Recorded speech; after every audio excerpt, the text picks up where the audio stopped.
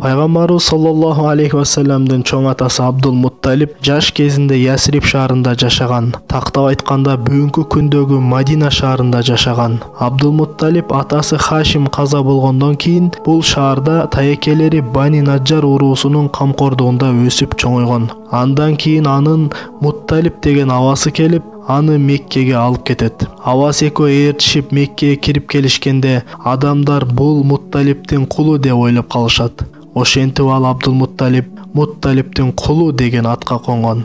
Негизи Абдул-Мутталибдин чыныгы аты Шейба болгон. Анан Абдул-Мутталиб үй бүлөсү менен Меккенин Бани Хашим деген айылында жашап калган. Абдул-Мутталиб өз өмүрүндө пил окуясына да күбө болгон. Абдул-Мутталиб тирүү кезинде көптөгөн окуялар болуп өткөн. Алардын бири Замзам кудугунун орду белгисиз болгон анын заманында. Анын орду кайсыл жерде экенин адамдар такыр билишпей калган. Аллах Таала Абдул-Мутталибдин түшүндө Замзамдын ордун билдирип койгон. Анан Абдул-Мутталиб баласы Харис экөө ошол жерди издеп казышканда Замзам суусу чыгат. Кийинчерээк Абдул-Мутталиб ушул кылган эмгеги аркылуу келген ажыларга Замзам суусун ичирүү деген улуу кызматка ээ болот.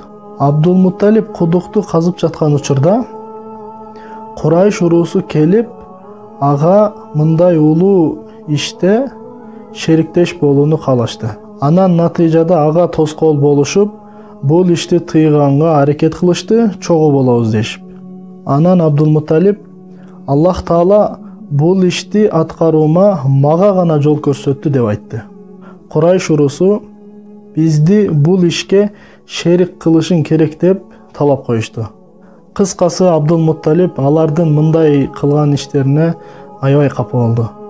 Курайш уруусу андан коркпостон талап кылып талашып турга бергенин себеби Абдул-Мутталибке жардамчы болгон анын жападан жалгыз уулунан башка эч бир балдары жок эле.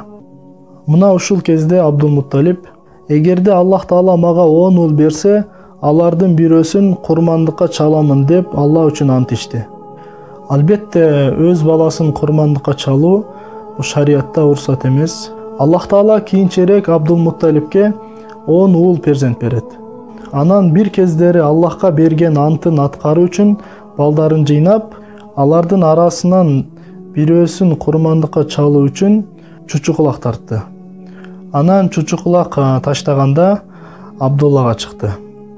Абдул-Мутталиб эң сүйүктүү уулу Абдулланы курмандыкка чалайын деген кезде Курайш уруусу топтолуп келип, аны бул иштен тыйышты. Себеби бул нерсе адатка айланып, балдарды курмандыкка чалуу салты башталып кетпесин деген максатта тыйышты. Абдул-Мутталиб аларга бул ишти кылбай коюунун кандай аргасы бар, кандай чечими бар деп айтты.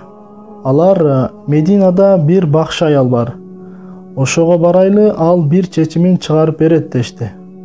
Анан алар ошол аялга барышып, болгон окуянын баарын айтып беришти.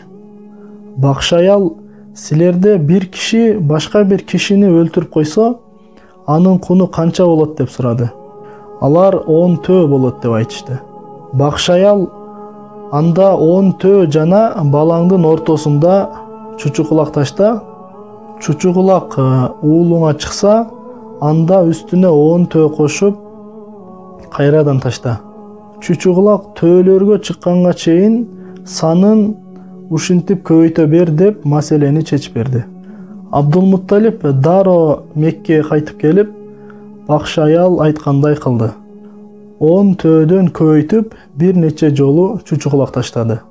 Ар таштаган сайын баласы Абдуллага чыга берди. Акыры төөлөрдүн саны 100гө жеткенде гана чучукулак төөлөргө чыкты. Анан Абдул-Мутталиб төөлөрдү курмандыкка союп, Аллахка берген антын аткарды. Ошентип Пайгамбарыбыз саллаллаху алейхи вассаламдын атасы Абдулла курмандыкка чалынбай жашап калды.